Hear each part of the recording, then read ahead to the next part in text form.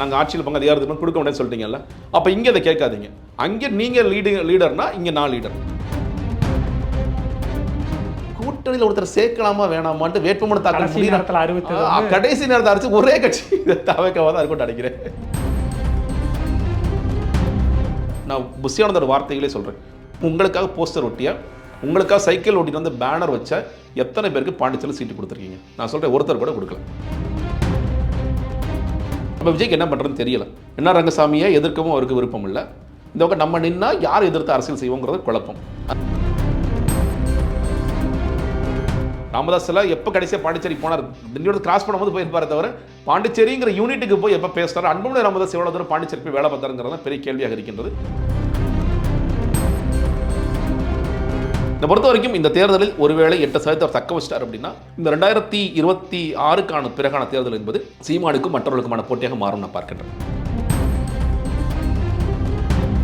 ஆதவர்கள் சொன்ன வார்த்தை என்பது இனிமேல் எஸ்ஓபி கிடையாது, இனிமேல் கட்டுப்பாடுகள் கிடையாது, எங்க அண்ணன் இனிமேல் டெய்லி களத்தில் இருப்பாருன்னாரு. இன்னுமே நான் ஒன்னே நீலாங்கரோட பனைவருக்கு வாங்க முதல்ல.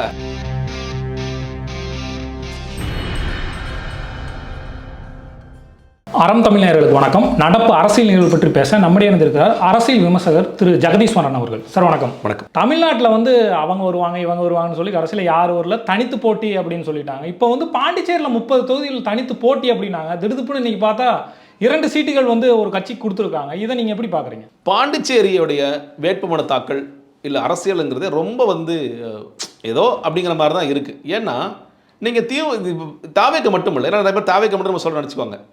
திமுக என்ன நடக்குது இன்னைக்கு? வைத்திலிங்கம் சொல்கிறாரு, திமுக இருக்கிறவங்க எல்லாரும் போய் எல்லா வேட்புமனு தாக்கல் பண்ணிவிடுங்க, காங்கிரஸ் இருக்கணும் எல்லா தொகுதியும் வேட்புமனு தாக்கல் பண்ணிடுங்க, யார் பண்ணுவோம் பண்ணிக்கங்க, நாளைக்கு வாபஸ் வாங்கி சொல்லி சொல்கிறார். ஏங்க இன்னும் முடியல? ஆமாம், இழுபறி போயிட்டு இருக்கு. இன்னைக்கு வேட்புமனு கடைசி நாள் போயிட்டு இருக்கு. அந்த பக்கம் ரங்கசாமி முரண்டுட்டே இருந்தார். எனக்கு லாஜாக்கு வந்துச்சுன்னா என்னால் சேர முடியாது, எனக்கு அது பிடிக்கல, அந்த கட்சி பிடிக்கலன்னு சொல்லிட்டு அவர் ஒரு ஸ்டாண்ட் எடுத்துகிட்டே இருந்தார். பட் ஆல்மோஸ்ட் அது நெகோசியேஷன் முடிஞ்சு அது ஒரு வழிக்கு வந்தாங்க. இப்போ வரைக்குமே கூட இன்னும் நெகோசியேஷன் கேட்டிங்கன்னா திமுக 12 நிற்பாங்க, ஒரு தொகுதி விசிக்கு, ஒரு தொகுதி கம்யூனிஸ்ட்டுக்கு, 16 தொகுதிகள் காங்கிரஸுக்கு முடிவு ஆயிடுச்சு இப்போ பேசியிருக்க நேரம். ஆனால் இந்த முடிவான நேரம் என்பது கிட்டத்தட்ட வேட்புமனு தாக்கல் முடிஞ்ச நேரம். இப்போ நாளைக்கு யார் வாபஸ் வாங்குறாங்கிற பொறுத்து தான் இந்த கூட்டணியில் எத்தனை பேர் நிற்கிறாங்கன்னு நமக்கு தெளிவாக தெரியும். ஏன்னா சில பேர் வாபஸ் வாங்க மாட்டேம்பாங்க. இப்போ ஜெகத்ரட்சன் அவர்களுக்கு பொறுத்தவரைக்கும் என்ன கேட்டிங்கன்னா, தலைவர் ரெண்டு நிறைய காசு இருக்குது, நீங்கள் சொன்னீங்கன்னா நான் பாண்டிச்சேரி ஜெயிச்சிருவேன், எனக்கு காங்கிரஸை கழட்டி விடுங்கிறது அவரோட. ஆனால் காங்கிரஸ் எப்படி யோசிக்கிறாங்க, நாங்கள் அங்கே உங்களுக்கு விட்டு கொடுக்குறோம், நாங்கள் ஆட்சியில் பங்கு அதிகாரத்துக்கு கொடுக்க முடியாது சொல்லிட்டீங்கல்ல, அப்போ இங்கே அதை கேட்காதீங்க, அங்கே நீங்கள் லீடர்னா இங்கே நான் லீடர் அப்படிங்கிறதுல அவங்க தெளிவாக இருக்கிறாங்க. ஸோ அதனால் அது போயிட்டுருக்கு. இப்போ விஜய் கட்சிக்கு வந்தோன்னு கேட்டிங்கன்னா, இப்போ இதில் எது கூட்டணிங்கிறது தெரியும், கூட்டணியில் எத்தனை பேர் நிற்பதுங்கிறதுல இழுபறி அப்படிங்கிறது பார்க்குறோம். மறுபடியும் சொல்கிறேன், இன்றைக்கி கடைசி நாள் 3 மணியோட வேட்புமனு தாக்கல் முடிஞ்சிருச்சு. இந்த ட்வீட் நான் டைம் பார்க்குறேன், 2 மணிக்கு இந்த ட்வீட் வருது. 2 மணிக்கு நீங்கள் கூட்டணியில் சேர்ந்து இருக்காங்க. இப்போ நான் சொன்ன உதாரணத்துக்கு என்ஆர் காங்கிரஸும் எல்ஜேகேவும் இந்த கூட்டணி தான் இருக்கிறாங்க. 2 கொடுக்கலாமா வேணாமாங்கிறது சண்டை. திமுகவுக்கு காங்கிரஸுக்கு இந்த கூட்டணி தான் இருக்கிறாங்க. விசிகேக்கு 1 கொடுக்கலாமா, கம்யூனிஸ்ட்டுக்கு 1 கொடுக்கலாமா, இப்போ மார்க்சிஸ்ட் கம்யூனிஸ்ட் வெளியே போயிட்டாங்க. அது சண்டை. ஆனால் கூட்டணியில் ஒருத்தர் சேர்க்கலாமா வேணாமான்ட்டு வேட்புமனு தாக்கல் கடைசி நேரத்தை அரைச்சு ஒரே கட்சி தவிர்க்கவா தான் இருக்கும் நினைக்கிறேன். அதுவும் நேற்று அறிவிச்சிட்டார், தட்டாஞ்சாவடி ஊரில் 2 தொகுதியில் மட்டும் இப்போ நேமம் மக்கள் கழகத்தை நாங்கள் கொடுக்குறோம். நினைக்கிறேன் இந்த நெகோசியேஷன் எப்போ நீங்கள் பண்ணுவீங்கன்னு எனக்கு புரியலை. இவ்வளோ லேட்டாக பண்ணுவீங்களா? அப்போ இன்றைக்கி ஒருத்தர் ஒரு வேளை வேட்புமனு தாக்கல் பண்ணியிருந்தாருன்னா அவர் நாளைக்கு நீ வாபஸ் வாங்கிப்பான்னு சொல்கிறீங்க. ஓகே, இந்த டிஸ்கஷனுங்கிறது யாருக்கும் இடையில் நடந்தது. இப்போ விஜயை நான் பார்க்கல, அந்த நேமம் வெற்றி கழகத்துடைய தலைவரும் நேம மக்கள் கழகத்தோட தலைவரும் இவங்களும் சேர்ந்து பேசுகிற மாதிரி தெரியலை, இல்லை புஷியானந்த் பேசுகிற மாதிரியும் தெரியலை. இந்த நெகோசியேஷன் எப்படி நடந்துச்சு, ஏன் நடக்குது அப்படிங்கிறது ஒரு முக்கியமான கேள்வி. இன்னொன்று, நீங்கள் விஜய் கட்சியில் இருக்கக்கூடிய அந்த 30 வேட்பாளர்கள் யார் அப்படிங்கிற ஒரு இதுவும் நிறைய ஓடிட்டுருக்கு. எல்லா கட்சியிலும் சேர்ந்தவங்க தான் வந்துட்டு தான் இருக்காங்க. ஆனால் விஜய் முன்வைக்கின்ற கோஷம் என்பது நான் அரசியலில் மாற்று. இங்கே தமிழ்நாடு நம்ம சேனலே நிறைய சொல்லியிருக்கேன். நான் தமிழ்நாட்டில் எவ்வளவோ தலைவர்கள் தயாராக இருந்தாங்க வெவ்வேறு கட்சிகள் சேர்றதுக்கு. அதற்கெல்லாம் ஜான் ஆரோக்கியசாமி பயன்படுத்தி ஸ்பென்ட் ஃபோர்ஸ் பிரதர், இவங்கெல்லாம் காலம் முடிஞ்சு போய் கடைசி காலத்தில் வர்றாங்க. இவங்களாம் எதுக்கு பிரதர் சேர்க்கணும்? இன்றைக்கி நீங்கள் என்ன பண்ணிகிட்டு இருக்கீங்க? புதுச்சேரியில் முன்னாள் எம்எல்ஏக்களாக பாஜகவில் இருந்த 4 பேர் நியமன எம்எல்ஏவாக இருந்தவர் சாமிநாதன், மற்றொரு சாய்குமார், நியமன எம்எல்ஏவாக நீங்கள் சுயேட்சை எம்எல்ஏவாக இருந்து பாஜக ஆதரவு கொடுத்தவர், இப்படி ஒரு 4 பேர் தூக்கி போட்டிருக்கீங்க. அதிமுக அசனாவை தூக்கி போட்டிருக்கீங்க, இப்படி போட்டிருக்கீங்க. இது எந்த அடிப்படையில் நீங்கள் மாற்றணும் உங்களை முன்வைக்கிறீங்கிறது நம்பர் 1 கேள்வி. இரண்டாவதாக, மற்ற கட்சிகளை என்ன குற்றம் சொல்கிறீங்க? அந்த கட்சியில் இப்போ திமுகவில் ரொம்ப காலமாக இருக்கிறவங்களுக்கு சீட்டு கொடுக்காம வெவ்வேறு இடத்துல சீட்டு கொடுக்கணும்னு ஒரு குற்றச்சாட்டு வைக்கிறீங்க. உங்கள் கட்சியில் இருக்கிற உங்களுக்காக உழைத்த, நான் புஷியானந்தோட வார்த்தைகளே சொல்கிறேன், உங்களுக்காக போஸ்டர் ஒட்டிய, உங்களுக்காக சைக்கிள் ஓட்டிட்டு வந்து பேனர் வச்ச எத்தனை பேருக்கு பாண்டிச்சேரியில் சீட்டு கொடுத்துருக்கீங்க? நான் சொல்கிறேன், ஒருத்தர் கூட கொடுக்கல. புஷியானந்த் கொடுத்துருக்காங்களா? அதை கேட்கணுன்ட்டு இருந்தேன். இல்லை, புஷியானந்த் வந்து ஆக்சுவலாங்க இந்த கதை எப்படின்னு கேட்டிங்கன்னா, புஷியானந்துக்கு ஆரம்ப கட்ட பிளானுங்கிறது பாண்டிச்சேரியில் நிற்கிறது தான் பிளான். நெல்லித்தோப்பு ஏதோ ஒரு தொகுதி கூட தேர்வு பண்ணார். அவர் வச்சா ரெக்வஸ்ட் என்னன்னு கேட்டிங்கன்னா, அவர் என்ன நினச்சாருன்னா, என்டிஏக்கு கண்டிப்பாக விஜய் போயிடுவார், தமிழக வெற்றி கழகம் என்டிஏ கூட போயிடும். அப்படி போணுச்சுன்னா எனக்கு மட்டும் சீட்டு கொடுங்க. அவர் எவ்வளோ புத்திசாலின்னு பாருங்கள். 2 சீட்டு கொடுக்குறேன், 2 வேண்டாம். ஒருவேளை நான் தோற்று அவன் ஜெயிச்சிட்டான்னா அப்போ அவன் பெரிய ஆளாக மாறிடுவான். அப்போ எனக்கு ஒரே ஒரு சீட்டு மட்டும் கொடுங்கிறதா என்ஆர் ரங்கசாமிகிட்ட அவர் பேசின டீல். இது என்னடா குழப்பமான இது போயிட்டுருக்கு. ஜான் ஆரோக்கியசாமி உட்காந்து போய் என்ஆர் ரங்கசாமிகிட்ட முதலமைச்சரை பேசினார். அவர் என்ன சொன்னார், சார் கொள்கை எதிரியான பாஜக எங்களுக்கு இருக்காங்க, அவங்களை கழட்டி விட்டுட்டு நீங்கள் வாங்க, நம்ம 2 கூட்டணி வச்சுக்கலாம்னார். என்ஆர் ரங்கசாமி ஒரே வார்த்தை தான் சொன்னார், தம்பி இது வந்து யூனியன் பிரதேசம், மத்தியில் யார் ஆள்றாங்களோ அவங்கள சார்ந்து தான் நம்ம இருக்கணும், நான் முரண்டு பிடிச்சிட்டுலாம் இருக்க முடியாது, அதனால் புரிஞ்சுக்கங்க, பாஜக கொண்டு வெளியே வந்தேன்னா இப்போ நடக்கிறது கூட நடக்காது, அதனால் புரிஞ்சுக்கங்கன்னு சொல்லிட்டு நீங்கள் கிளம்புங்கன்னு சொல்லிட்டார். ஜான் ரங்கசாமி வந்துட்டார். ஸோ என்ஆர் ரங்கசாமி ரொம்ப தெளிவாக பாஜக இந்த கூட்டணிக்குள்ளே வர்றேன்னா வா. அப்போ விஜய்க்கு என்ன பண்ணுறதுன்னு தெரியலை. என்ஆர் ரங்கசாமியை எதிர்க்கவும் அவருக்கு விருப்பம் இல்லை. இந்த பக்கம் நம்ம நின்னா யார் எதிர்த்து அரசியல் செய்வோங்கிறது குழப்பம்.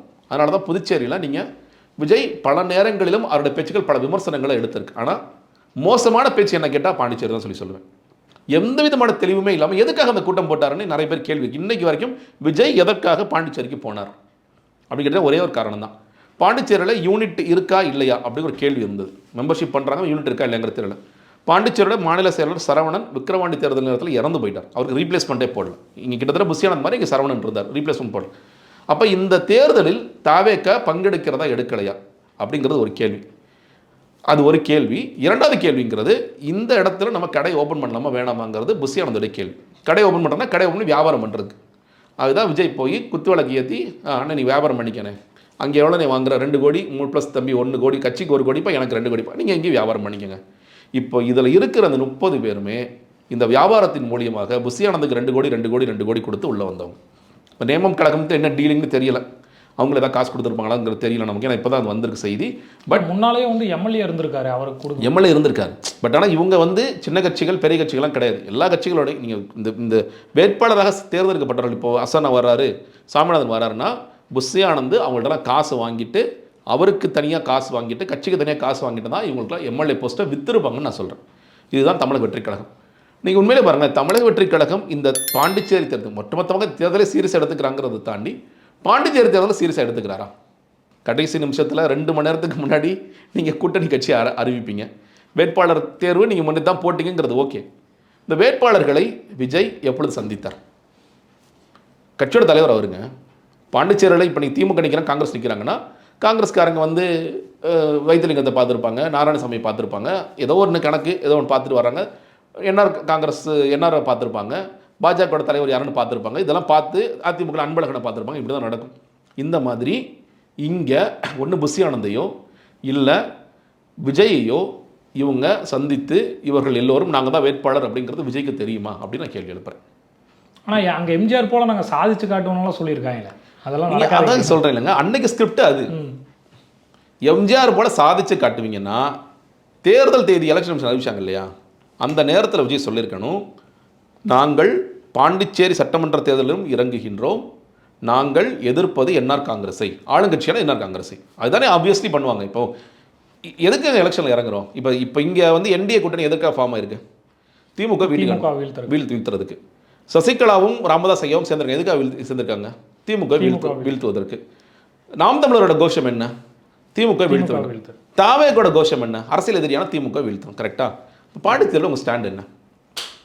அங்கே அரசியல் எதிரியான என்ஆர் காங்கிரஸை வீழ்த்த போகிறீங்களா? கொள்கை எதிரியான பாஜகவும் சேர்த்து அடிக்க போகிறீங்களா? இல்லை எல்லாரும் நிற்க சொல்கிறாங்கப்பா, எனக்கு கையெழுத்து போட சொன்னார் புஷி, அண்ணன் கையெழுத்து போட்டேமான்னு சொல்ல போகிறாரா விஜய்? விஜய் அந்த ஊருக்கு பிரச்சாரத்துக்கு போவாரா? இந்த கேண்டிடேட்ஸ் யாருன்னு தெரியுமா அப்படிங்கிறலாம்? ஏன்னா உண்மையிலேயே எம்ஜிஆர் மாதிரி நீங்கள் ஆட்சி அமைக்கிறதுக்கான ஆப்ஷன்ஸ் விஜய்க்கு இருந்துச்சு. நீங்கள் இங்கே எப்படி கூட்டம் இருக்கோ அதே மாதிரி அங்கேயும் கூட்டம் இருக்குது. இன்னும் சொல்லப்போனால் புஷியானது ஒரு காலத்தில் ஜெயிச்சார்னா விஜய் பேர் சொல்லி தான் ஜெயிச்சார். அவர் ஒரு சின்ன தொகுதி தான், அது அப்படியே சொல்லி ஜெயிச்சார். அப்படி இருக்கும் பொழுது விஜய் அதை பயன்படுத்த தவறிவிட்டார்ங்கிறது என்னுடைய பார்வை. புதுச்சேரியை பயன்படுத்த தவறிவிட்டார். இன்னுமே விஜய் சீரியஸ் பாலிட்டிஷனாக மாறலை. நான் இன்னுமே சொல்கிற நேரம் என்பது தேர்தலுக்கு, புதுச்சேரி தேர்தலுக்கு வேட்புமனு தாக்கல் முடிந்த நேரம். தமிழ்நாடு தேர்தலுக்கு இன்னும் 1 மாதம் மட்டுமே இருக்கின்ற காலத்தில் நான் சொல்கின்றேன், Vijay is not a serious politician till now. இப்போ வந்து பாண்டிச்சேரி நம்ம அரசியல் பேசிட்டு இருக்கும்போது திமுகவுக்கு வந்து இங்கே தேமுதிக சீட்டு கொடுத்துருக்காங்க, அங்கே கிடையாது. அங்கே ஏடிஎம்கேல வந்து பாமக சீட்டே கொடுக்கல. இதை நீங்கள் எப்படி பார்க்குறீங்க? வெளியேற்றப்பட்டுட்டாங்க அப்படின்னு நினைக்கிறீங்க? இல்லைங்க, நீங்கள் பாமக ஒரு காலத்தில் ஸ்ட்ராங்காக இருந்த கட்சி தான். நீங்கள் கான்சென்ட்ரேட் பண்ண முடிட்டாங்க. நீங்கள் அங்கே தலைவர்கள், சரியான தலைவர்கள் அவருக்கு அமையவில்லை. நீங்கள் அதிமுக 2 வாட்டி ஆட்சி அமைச்ச கட்சிங்க. என்ன சொல்ல, எம்ஜிஆரோட வரலாறு என்ன? இன்னைக்கு 2 சீட்டுக்கு நின்றுட்டு இருக்காங்க. அன்பழகனும் இன்னொருத்தவங்க மாறி மாறி அவங்க முகம் தான் பார்க்குறோம். அதை தாண்டி அதிமுக யாராவது இருக்காங்களாங்கிறதே தெரியாத ஒரு நிலையில் நம்ம இருந்துட்டு இருக்கோம். திமுக ஒரு காலத்தில் நம்ம ஜானகிராமன்லாம் வந்து ஆட்சியில் இருந்தார், அதெல்லாம் நம்ம பார்க்கணும். அந்த களம் என்பது முழுக்க மாறிச்சுன்னு பார்க்குறேன். இப்போ இது காங்கிரஸ் அகேன்ஸ்ட் பாஜகங்கிற களமாக மாறிவிட்டது. நாராயணசாமி நீங்கள் என்ன சொல்ல போனால், காங்கிரஸ் வீழ்ந்த இடம்ங்கிறது எது? கஷ்டப்பட்டு ஒரு 16-17 பேர் ஜெயிக்கிறாங்க. நாராயணசாமி கொண்டு வந்து ஒரு சிஎம்னு அறிவிக்கிறார். என்ஆர் ஏன் வெளியே போகிறார்? ஏன்னா காங்கிரஸில் தான் இருந்தவர். ஏன் என்ஆர் காங்கிரஸ்னு ஆரம்பிக்கிறாரு? அப்போது காங்கிரஸ் எல்லா இடங்களிலும் செய்த தவறுகளை, எப்படி மம்தா பானர்ஜி வெளியே போனாங்க, எப்படி வந்து இங்கே ஜெகன் வெளியே போனார், எல்லா ஊர்களையும் எப்படி இவங்களாம் காலி பண்ணாங்களோ அதே மாதிரி உள்ளூர் தலைவர்களை காலி செய்கிற வேலையை காங்கிரஸ் தொடர்ச்சியாக பார்த்துட்டே இருக்கு. அப்போ எல்லோரும் வீழ்கின்ற இடத்தில் அதை பாஜக சரியாக பயன்படுத்திக் கொள்கின்றனர். ஏன்னா மத்தியில் நாங்கள் ஆட்சியில் இருக்கோம், அப்போ எங்களோட உதவிகள் இல்லாமல் இங்கே ஆட்சி செய்ய முடியாது. அப்போ அதை சரியாக பயன்படுத்தி கொண்டு அங்கே உள்ளே வந்துட்டாங்க. அப்போ அந்த நேரத்தில் அதிமுகவை நீங்கள் வந்து இங்கே ஒரு பெரிய கிரைசிஸ் வருது. இங்கே தமிழ்நாட்டிலே பெரிய கிரைசிஸ் இருக்கும்போது பாண்டிச்சேரியில் பார்க்க முடியாதுங்கிற இடத்துக்கு வந்துட்டார். அப்போ இங்கே ஸ்ட்ராங்கான லீடர்ஷிப் இல்லை. பாமக அதை விட மோசம். ராமதாஸ் எல்லாம் எப்போ கடைசியாக பாண்டிச்சேரி போனார்? திண்டியோட கிராஸ் பண்ணும்போது போயிருப்பாரே தவிர பாண்டிச்சேரிங்கிற யூனிட்டுக்கு போய் எப்போ பேசுகிறார்? அன்புமணி ராமதாஸ் எவ்வளோ தூரம் பாண்டிச்சேரி போய் வேலை பார்த்தாருங்கிறது பெரிய கேள்வியாக இருக்கின்றது. அப்போ எல்லோருமே அந்த இடத்துல ஒரு மாதிரி ஒரு வீழ்ச்சியை சந்திச்ச ஒரு இடமாக மாறிடுச்சு. அது இப்போ பாமகவை பற்றி பேசிகிட்டு இருக்கும் பொழுது சசிகலா அவர்களும் ராமதாஸும் கூட்டணி போட்டாங்க. இன்னைக்கு கூட நீதிமன்றம் வந்து மாங்காவை பிழிஞ்சு ஜூஸாக மாற்றிடாதீங்க, தேர்தல் ஆணையம் ஒரு சைடாக செயல்படுது அப்படின்னு சொல்கிறாங்க. இங்கே வந்து வேல்முருகன் அவர் வந்து இந்த கூட்டணிக்குள்ளே வந்துருவாங்கன்னு ஒரு கருத்து நிலவுது. எது எப்படி பார்க்குறீங்க? வரலாங்க. ஏன்னா அவருக்கு, வேல்முருகன் அவர்களுக்கு யார் கூட பிரச்சனை ஏற்பட்டது? அன்புமணி ராமதாஸா இல்லை ராமதாஸ் ஒரு கேள்வி இருக்கிறது. அவர் இன்னும் அடர்த்தியாக வன்னியர் வாக்குகளை தான் வச்சிருக்காரு அப்படிங்கிறத பார்க்க முடிகிறது. அப்போது அவருக்கான சாய்ஸ் இப்போ தமிழக வெற்றி கழகம் போகலான்னு கேட்டாங்களே, போக முடியாதுன்னு சொல்லிட்டாரு. அதிமுக சாய்ஸ் மேபி அவர் என்டிஏ பாஜக இருக்கின்றதுனால போவாரா போக மாட்டாருங்கிறது பெரிய கேள்விக்குறியாக இருக்குது. அப்போது நான் முன்னாடி இருந்த கட்சிகளே போய் சேர்றது, எனக்கு ஒரு கூட்டணியாக 2-3 சீட்ஸ் வாங்கிட்டு நிற்கிறதுங்கிறது அந்த வட மாவட்டங்களை பலப்படுத்துகிற வாய்ப்புகளாக இருக்கும். இன்னொன்று, நீங்கள் ராமதாஸ் ஐயாவுடைய குறி என்பது என்னவா இருக்கும்? அன்புடைய ராமதாஸ் நிற்கிற இடங்களை வீழ்த்துவதாக தான் இருக்கும். அவருக்கு எதிரான ஆட்கள் நிறுத்தி இப்போ நீங்கள் வந்து இது 2 பேருமே, இவங்க 2 பேருக்கும் காமன் பாயிண்ட் என்னன்னு கேட்டிங்கன்னா, 2 பேருக்கும் துரோகம் பண்ணியிருக்காங்க சில பேர். அந்த துரோகத்தை வீழ்த்துவதற்காக நாங்கள் 2 பேர் தியாகம் பண்ணவங்க. அப்போ நாங்கள் தியாகங்கள் 2 சேர்ந்து துரோகத்தில் வீழ்த்துறோம் அப்படிங்கிறத ஒரு பாயிண்ட்டாக முன்வைக்க போகிறாங்க. அப்படி இருக்கும் பொழுது அதில் உள்ளே போனுச்சுன்னா ராமதாஸ் ஐயாவுக்கு என்ன, அவருக்கு எனக்கு பெர்சன்டேஜ் வாங்கி காமிக்கணும். நீங்கள் அன்புமணி ஜெயிக்கிறாரா இல்லைங்கிறது தெரியல, அவர் தாண்டி ஒரு பெர்சன்டேஜ் வச்சு நான் தான் உண்மையான பாமகங்கிறத ப்ரூவ் பண்ணணும். அவர் ஒரு போட்டி போட்டார். அப்போ இந்த போட்டியில் வேல்முருகன் வந்தாருன்னா, ஒருவேளை உள்ளே வந்தாருன்னா, அது பாமக, அதாவது நான் சொல்கிறேன் சீனியர் ராமதாஸுக்கு அது வந்து ஒரு பலமுள்ளதாக மாறும். நார்த் ஆகட்டும், வன்னியர் பெல்ட் ஜாஸ்தியாக இருக்குன்னு சொல்லுவாங்க. வேல்முருகனாக இருக்கட்டும், அதுக்கப்புறம் வந்து பார்த்தீங்கன்னா ராமதாஸ் அவர்களாகட்டும், அன்புமணி ஆகட்டும், ஒரு மிகப்பெரிய ஒரு வன்னியர் பெல்ட்டில் ஒரு ஓட் பர்சன்டேஜில் திமுகவுக்கு வந்து இழப்பாக தான் இருக்குது. இதே எப்படி நீங்கள் நினைக்கிறீங்க? இல்லைங்க, நீங்கள் இழப்புன்னு நான் சொல்கிறேன் இல்லையா? நீங்கள் இயல்பாகவே இந்த வன்னியர் பெல்ட்டில் நீங்கள் பெரும்பான்மையான வாக்கள் அதிமுக ஷிஃப்ட் ஆகிடுச்சு. நீங்கள் இன்னும் சொல்லப்போனால் 2019 நாடாளுமன்ற தேர்தலில் கூட நீங்கள் ஓட் பர்சன்டேஜ், நீங்கள் மத்திய மண்டலம்லாம் பாருங்கள், ஜோதிமணி வாக்கு டிஃப்ரென்ஸு, திருநாகர் வாங்குற டிஃப்ரென்ஸ் 4 லட்சம் 3 லட்சம்னு போயிட்டுருக்கு. பட் இந்த மாவட்டங்களை பார்க்கும் பொழுது வட மாவட்டங்கள் அவ்வளோ இல்லை அப்படிங்கிறத நம்ம பார்க்க முடியும். 2019 தொடர்ச்சியாகவே வந்து அதிமுக பக்கம் தான் வன்னியர் நின்றுக்கிட்டு இருக்காங்க. அதுக்கு அடுத்தபடியாக இவங்க பாமக வைக்கிறாங்க. அப்புறம் தான் திமுக 3வது தான் வர்றாங்க. நீங்கள் அதனால தான் வேல்முருகன் போட்டாலும் மிஸ் பண்ணது கூட நீ காஸ்ட்லி மிஸ்ன்னு நிறைய சொல்கிறாங்க. நீங்கள் வந்து தேமுதிகலாம் உள்ளே கொண்டு வரீங்க, உங்களாம் கொண்டு வரீங்க, ஒரு சீட் 2 சீட்டில் என்ன பெரிய நெகோஷியேட் பண்ணி அவர் உட்கார வச்சிருக்கலாம் அப்படிங்கிறது உங்களோட பார்வையாக இருக்கின்றது.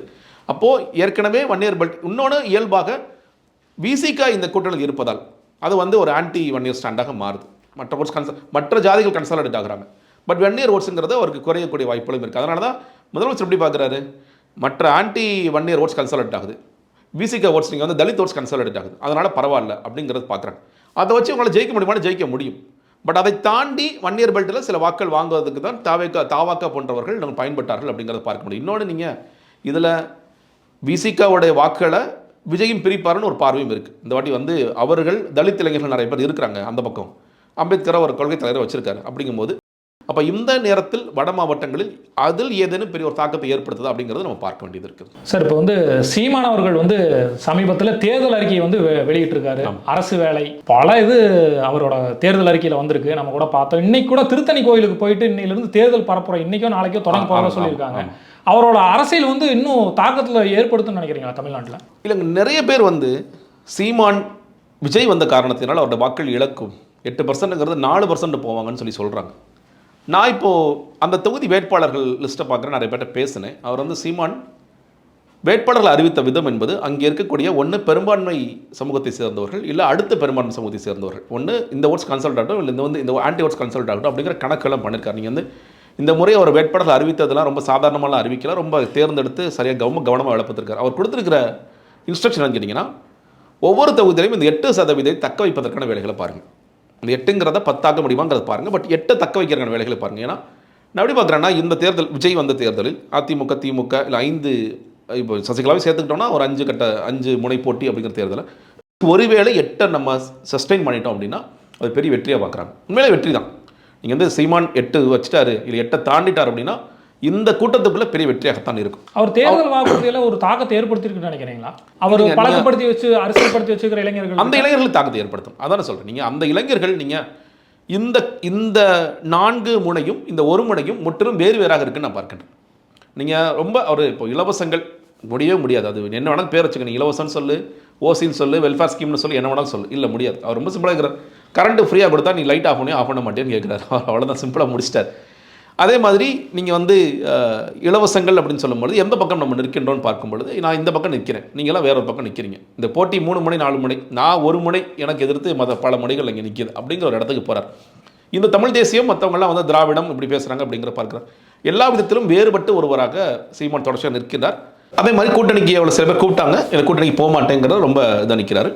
காரைக்குடியில் அதிகமான கவனம் கொடுத்து வேலை பார்க்கணும்னு நினைக்கிறாங்க. அவங்க எப்படி பார்க்குறாங்கன்னா, காரைக்குடி மேபி கூட்டணி கட்சியான காங்கிரஸுக்கு போகலாம், இந்த பக்கமும் அமமுகவிற்கு போகலாம். அப்போது அந்த போட்டி என்பது அந்த டிவிக்கே சேர்ந்த அந்த இளைஞரும் ஒருத்தர் கொஞ்சம் ஆக்களை பிரிப்பார்.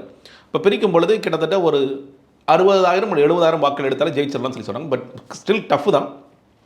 பட் அதற்கான முயற்சிகளை கடுமையாக வேலை செய்கிறாங்க. சனி ஞாயிறுகளில் மட்டும் நிச்சயமாக எல்லாரும் காரைக்குடியில் கான்சன்ட்ரேட் பண்ணலாம், மற்ற நேரங்களில் மற்றவரோட தொகுதியில் கான்சன்ட்ரேட் பண்ண சொல்லி வேலை பார்க்குறாங்க. இந்த பொறுத்த வரைக்கும் இந்த தேர்தலில் ஒருவேளை 8% அவர் தக்க வச்சிட்டார் அப்படின்னா இந்த 2026க்கான பிறகான தேர்தல் என்பது சீமானுக்கும் மற்றவர்களுக்குமான போட்டியாக மாறும் நான் பார்க்கின்றேன். தொடர்ச்சியாக நிற்கிறார், ஏன்னா களத்தை தொடர்ச்சியாக நிற்கிறார். இப்போ விஜய் வந்து தேர்தலுக்கு 1 மாதம் இருக்கும் போதே அவர் வந்து ஏதாவது ஃபங்க்ஷனுக்கு போகலாமான்னு போயிட்டு இருக்காரு. மக்களுக்கு ஆதவர்ஜனா சொன்ன வார்த்தை என்பது இனிமேல் எஸ்ஓபி கிடையாது, இனிமேல் கட்டுப்பாடுகள் கிடையாது, எங்கள் அண்ணன் இனிமேல் டெய்லி களத்தில் இருப்பாருன்னாரு. இன்னுமே நான் வந்து ஒன்றே நீலாகரோட பனையூருக்கு வாங்க, முதல்ல பனையூருக்கு வந்துட்டீங்கனாலே கலந்தா அதே வாங்கன்னு சொல்லி அதுவே வரமாட்டேங்கிறார்.